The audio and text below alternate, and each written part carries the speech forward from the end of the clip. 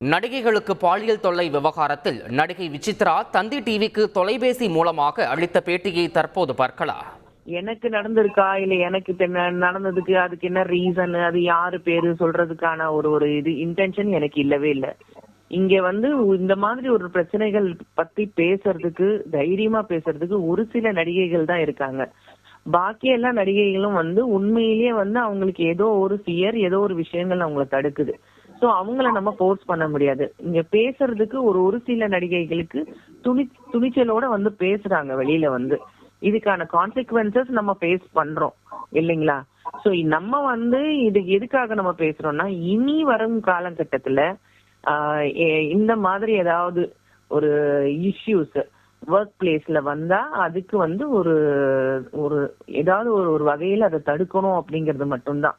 இப்போ ஒரு படத்துல ஒரு பெண்ணுக்கு ஒரு ஆபத்து, இல்ல ஒரு கதாநாயகி ஒரு ஆபத்துன்னா பறந்து பறந்து போய் அடிக்கிறாங்க, சேவ் பண்றாங்க, எல்லாம் தான் பண்றாங்க. ஆனா அதே ஒரு நிஜ வாழ்க்கையில அவங்களுடைய இண்டஸ்ட்ரியில அவங்க கூட இருக்கிற சக நடிகைகளுக்கு ஏதாவது ஒரு பிரச்சனைனா அது நிக்கிறது இல்ல. ஏன்னா சினிமா ஒரு ஃபேக் தானே சார், அது ஒரு கதை இல்ல. கதை நாயகன் அப்படிதானே சொல்றாங்க.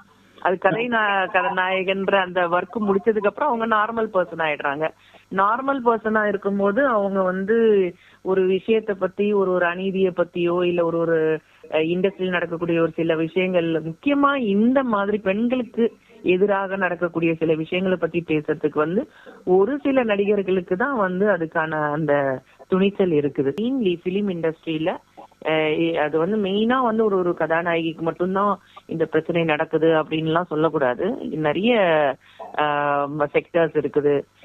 ஒரு ஜூனியர் ஆர்டிஸ்ட் லெவல்லியா கூட இருக்கலாம், இல்ல ஒரு டிசைனரா இருக்கலாம், ஒரு மேக்கப் அசிஸ்டண்டா இருக்கலாம், இல்ல அசிஸ்டன்ட் டிரெக்டர்ஸா இருக்கலாம், கேமரா உமனா இருக்கலாம், யாரா வேணா இருக்கலாம் சார். இது ஒன்லி கேமராவுக்கு முன்னாடி நடிக்கிற நடிகைகளுக்கு மட்டும் இந்த பிரச்சனைகள் இல்லை. ஆன் த ஹோல் இண்டஸ்ட்ரியில பெண்களுக்குன்னு ஒரு சில ப்ராப்ளம்ஸ் இருந்துகிட்டு தான் இருக்கு.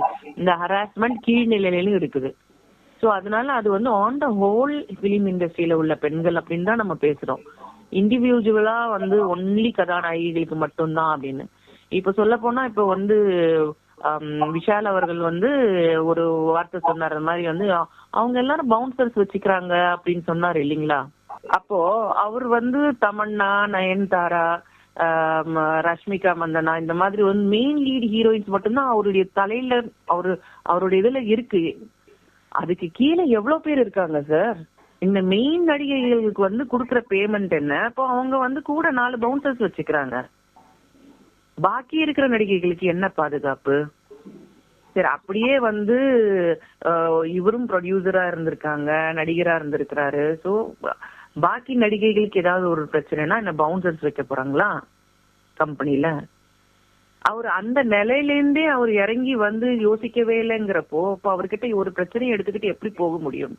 இளம் நடிகைகள் எல்லாருமே ஒரு கண்டிஷன்டு தாட்டோட தான் வராங்க. ஒரு சினிமாவை பற்றி விசாரிச்சுக்கிறாங்க. இந்த சினிமாவில் இப்படி எல்லாம் இருந்தாதான் நம்ம ஒர்க் பண்ண முடியும் அப்படிங்கறத முடிவு பண்ணிக்கிட்டு தான் உள்ளே இறங்குறாங்க. சரிங்களா? அவங்களுக்கு சொல்லி கொடுக்கப்படுறது என்னன்னா, இந்த சினிமாவில இதெல்லாம் இம்பார்ட்டன்ட், உனக்கு டான்ஸ் கத்துக்கணும், நீ நடிப்பை கத்துக்கணும், உனக்கு ஒரு நல்ல பிஆர்ஓ இருக்கணும், ஒரு நல்ல ப்ரொடக்ஷன் மேனேஜர் இருக்கணும், நல்லா போட்டோ ஷூட் பண்ணணும், அதையும் சேர்த்து யாராவது ஏதாவது கேட்டாங்கன்னா நீ செக்ஷுவல் ஃபேவர்ஸும் பண்ணணும் அப்படின்றத சொல்லி கொடுத்தே அனுப்புறாங்க. சோ அப்போ அவங்க முன்னாடியே கண்டிஷன்டா இருக்கிறாங்க. அவங்க நினைச்சுக்கிறாங்க இப்படி இருந்தாதான் நமக்கு வாய்ப்புகள் வரும் அப்படின்றத அவங்க தலையில ஏற்றி விட்டு தான் கூட்டிட்டு வராங்க. எய்தர் அவங்க கூட இருக்கிறவங்க அவங்க அம்மாவா கூட இருக்கலாம், இல்ல அவங்கள யார் பிலிம் இண்டஸ்ட்ரிக்கு கூட்டிட்டு வராங்களோ அவங்களா இருக்கலாம், இல்ல இவங்க கேட்டு தெரிஞ்சுக்கிட்ட விஷயங்கள் இப்படிதான் இவங்க எல்லாம் டாப் லெவலுக்கு போயிருப்பாங்கன்னு தெரிஞ்சுக்கிட்டு அப்புறமா தான் அவங்க வராங்க. அப்ப என்ன ஆகுது அப்படின்னா, இந்த மாதிரி பிரச்சனைகள்லாம் வந்ததுக்கு அப்புறம் அவங்க மாட்டிக்கிறாங்க. இல்ல அப்படிங்கிற ஒரு அவேர்னஸ் கொண்டு வரணும். ஒரு படத்துல நடிக்கிறதுக்கு இப்படி ஒரு செக்ஷுவல் ஃபேவர்ஸ்ன்றது கொடுக்கறதுக்கு அவசியம் இல்ல. It is not return rule to anybody.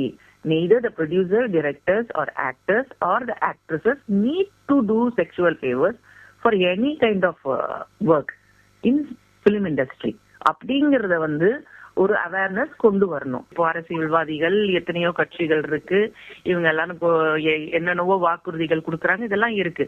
அப்போ அவங்க வந்து இதுக்காக பேசணும், பார்லிமெண்ட்ல பேசணும், பேசி ஒர்க் பிளேஸ்ல for a woman they need protection, they need பாதுகாப்பு வேணும். அவங்க எல்லாம் வந்து ஒரு வேலைக்கு வந்து அதுக்கு பதிலாக இது மாதிரி ஃபேவர்ஸ் கொடுக்கணும்ன்ற அவசியம் இல்ல. It is illegal, need to be punished, it is a crime அப்படிங்கிற ஒரு ஆக்ட் கொண்டு வந்தாதான் சார் இது ஸ்டாப் ஆகும். அட்லீஸ்ட் என்னுடைய இடத்துல, என்னுடைய படத்துல அட்லீஸ்ட் ஒரு ஹீரோ, ஒரு முன்னணி ஹீரோ ஏன் படத்துல ஒர்க் பண்ற எந்த பெண்களுக்கு எந்த பிரச்சனையும் வரக்கூடாது, நான் வராம பாத்துக்குவேன்னு ஒருத்தர் வாக்குறுதி கொடுக்க முடியுமா? ஒரு ப்ரொடியூசர் ஏன் ப்ரொடக்ஷன் கம்பெனில இப்படி ஒரு பிரச்சனை வராம நான் பாத்துப்பேன் அப்படின்னு ஒரு ப்ரொடியூசர் வந்து வாக்குறுதி கொடுக்க முடியுமா? அப்பதான் சார் இந்த பிலிம் இண்டஸ்ட்ரிக்கு வந்து ஒரு டெவலப்மெண்ட் வரும், மக்கள் மத்தியில ஒரு ரெஸ்பெக்ட் வரும். செய்திகளை உடனுக்குடன் தெரிந்து கொள்ள உடனே சப்ஸ்கிரைப் பண்ணுங்க.